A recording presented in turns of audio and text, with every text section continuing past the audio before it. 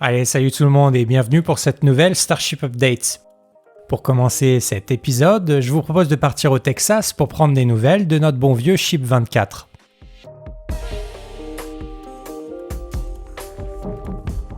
Pour rappel, on s'était quitté la dernière fois sur ces superbes images du fameux Wet Dress Rehearsal, une répétition générale de lancement qui s'était visiblement très bien passée pour les équipes de la Starbase.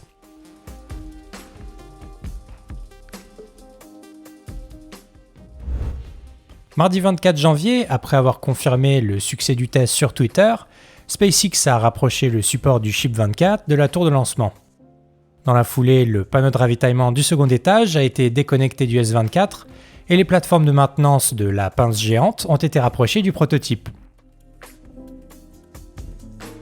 Les ouvriers en ont profité pour débrancher les derniers câbles connectés entre la tour de lancement et le second étage, avant de recouvrir les différentes ouvertures des Quick Disconnect en préparation du déstack du Starship. Mercredi 25 janvier, vers 15h heure locale, les opérations de désassemblage ont ensuite commencé sur le pas de tir orbital. Les bras de Mechazilla sont passés à l'action pour soulever une nouvelle fois le Ship 24 avant de le déposer tout en douceur au pied de la tour de lancement. Bon alors, tout en douceur certes, mais on va dire pas très discrètement. Vous allez le voir sur ces images capturées par les caméras de la chaîne Lab Padre, on entend les systèmes de la tour grincer de manière assez impressionnante.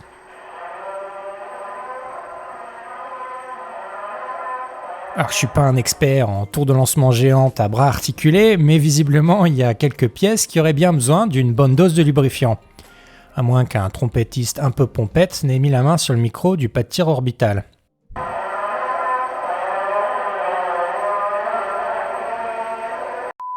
De l'autre côté du site de lancement, sur le pas de tir suborbital cette fois-ci, la grue Marvin a abaissé sa flèche, probablement pour effectuer des opérations de maintenance, même si j'ai malheureusement eu aucune image pour confirmer cette hypothèse.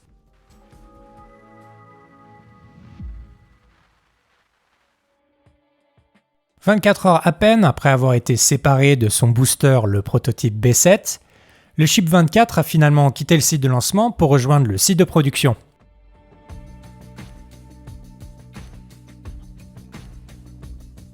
Sur son trajet sur ces superbes images de la chaîne NASA Spaceflight, le prototype a éclipsé son successeur, le Ship 25, toujours parqué sur le pas de tir suborbital en attente des premiers essais de ses moteurs.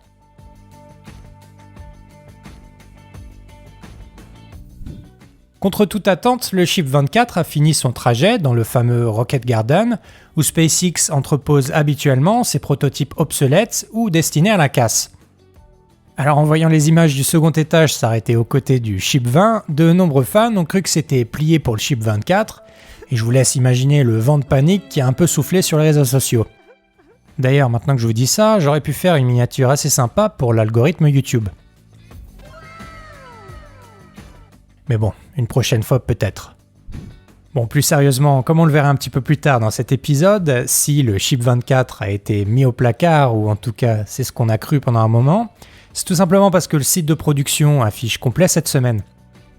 Ça explique donc aussi pourquoi SpaceX a démantelé le Ship 22, tout simplement pour faire un petit peu de place et effectuer les dernières finitions du Ship 24 en extérieur.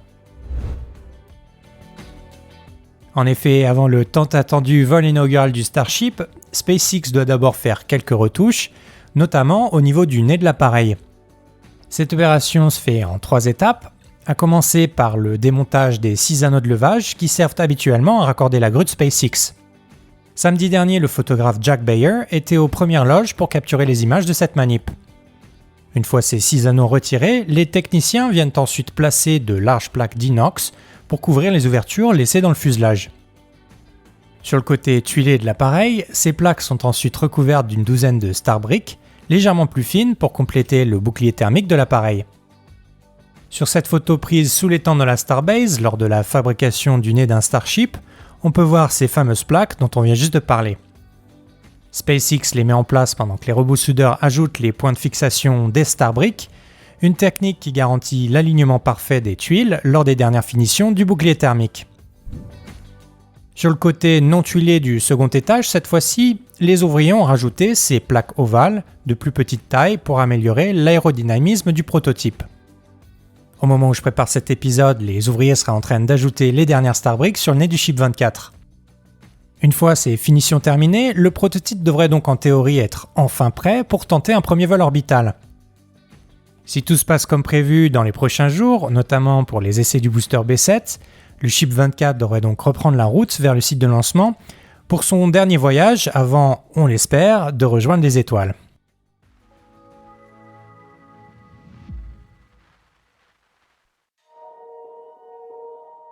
Pendant ce temps-là, sur le pas de tir orbital, les travaux continuent pour préparer les prochains tests du booster B7, toujours installé sur l'OLP. Pour rappel, la prochaine étape consiste à tenter l'allumage statique des 33 moteurs du Super Heavy.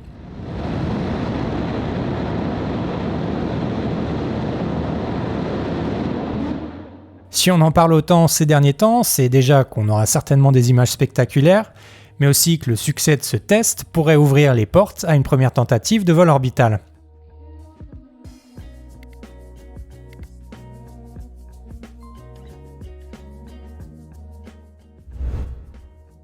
Le 25 janvier dernier, Starship Gazer a pris ses photos des équipes de SpaceX en train de peindre les pieds de la table de lancement.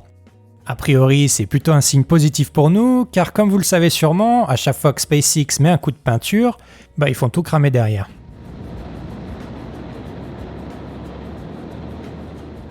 Entre-temps, de nouveaux pare-flammes ont d'ailleurs été installés le long des escaliers qui mènent à l'OLP, probablement en vue du fameux Static Fire du B7. Au passage, je vous propose une petite dédicace pour cet ouvrier qui s'est visiblement coltiné la jambe la plus large à peindre avec ce tout petit rouleau de peinture. Peut-être un stagiaire en bizutage, qui sait. Bon, plus sérieusement, avec toutes ces retouches et surtout avec quasiment toutes ces protections, le pas de tir a fière allure et on sent que SpaceX prépare le terrain pour une étape clé du programme de développement qui sera probablement suivie de très près.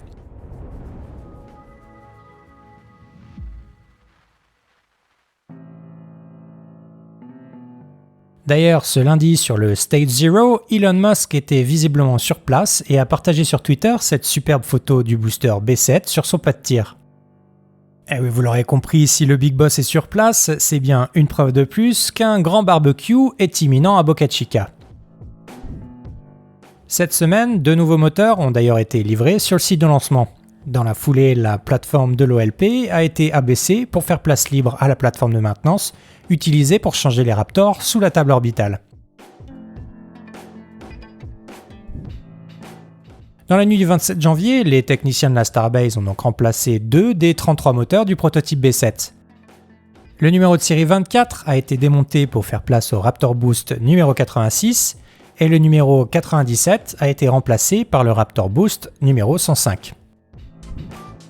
Au moment où j'enregistre cet épisode, un petit peu plus haut sur le booster B7, l'unité hydraulique retirée la semaine dernière n'a visiblement toujours pas été remplacée.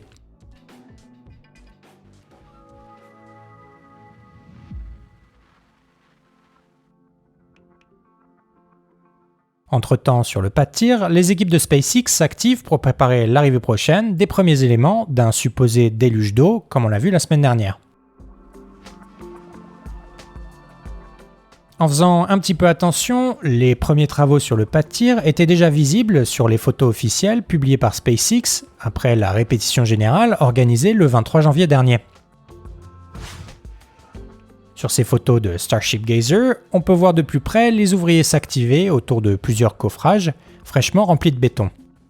Comme je l'expliquais la semaine dernière, ces structures pourraient bientôt servir à accueillir les éléments d'un déluge d'eau rapatriés depuis le site du Kennedy Space Center.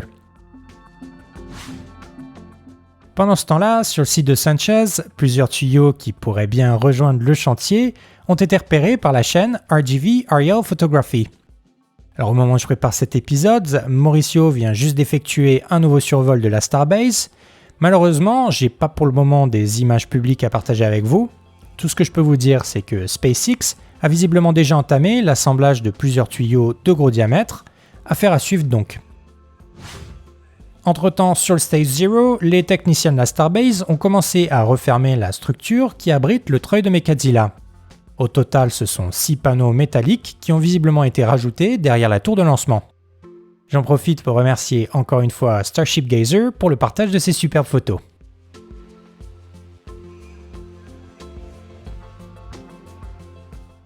Sur le site de production, les équipes de SpaceX continuent l'assemblage des prochains prototypes. Du côté du High Bay, les ouvriers poursuivent les finitions sur le Ship 26, un modèle qui, pour rappel, n'a aucune tuile thermique, pas d'aileron et pas de porte-cargo. Toujours sur le site de production, l'assemblage du Ship 27 se poursuit. Jeudi 26 janvier, la descente de méthane a été livrée à la Starbase avant d'être installée au centre du réservoir d'oxygène du Ship 27, parqué dans le Mid-Bay. Dans la nuit de jeudi à vendredi, le nose cone du Ship 27 a été transféré dans le grand bâtiment d'assemblage. Le lendemain, la coiffe du S-27 a été empilée à sa section cargo, et si ce n'est pas déjà fait, il ne reste donc plus que 2 étapes avant l'assemblage final du S-27. L'empilement de la coiffe sur le dôme avant du réservoir de méthane, suivi de l'assemblage final sur le réservoir d'oxygène déjà complété. Enfin, pour finir avec les chips, SpaceX semble aussi déjà préparer la construction du Ship 28, qui pourrait bien débuter prochainement dans le High Bay. Vendredi 27 janvier, la coiffe déjà tuilée et équipée de 2 ailerons a été transférée devant les grands bâtiments d'assemblage.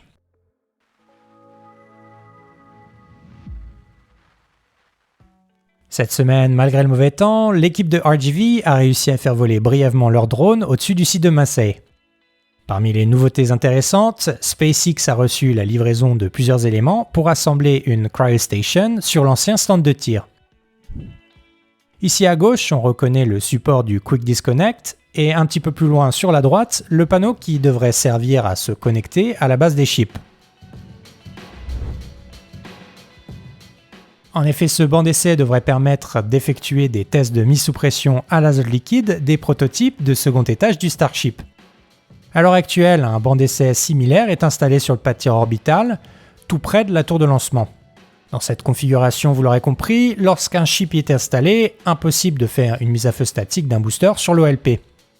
En installant un nouveau banc sur le site de Massey, SpaceX compte probablement optimiser la campagne de test des prototypes et libérer en même temps des fenêtres de test sur le pas de tir orbital. A noter aussi, contrairement aux pas de tir suborbitaux, ces cryostations permettent de tester les chips directement sur leur support de transport, sans jamais avoir besoin d'une grue pour les soulever.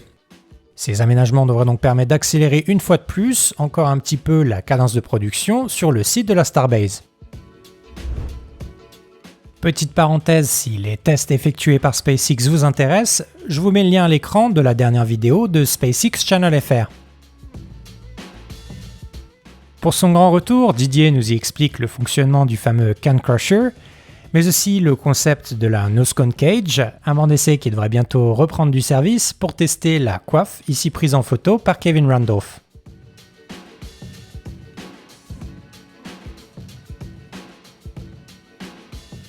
Avant de passer aux nouvelles de dernière minute, je vous propose de faire un crochet par la Floride pour prendre des nouvelles du pas de tir 39A.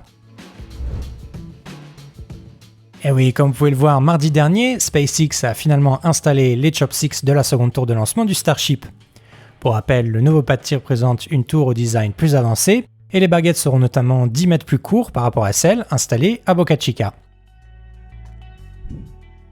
Sur ces photos récemment partagées sur Twitter, on devine cette différence de taille, mais surtout on peut voir en arrière-plan que la table de lancement n'a toujours pas été mise en place au Kennedy Space Center. Malheureusement, de ce côté-là, j'ai toujours pas d'infos pour vous. Aux dernières nouvelles, la seconde table de lancement du Starship est toujours parquée dans le hangar M de SpaceX à quelques kilomètres du pas de tir 39A. 2 jours plus tard, la grue LA11350 a été détachée des baguettes du Kennedy Space Center et pour la toute première fois, les bras de Mechazilla 2.0 étaient donc entièrement supportés par la nouvelle tour de lancement.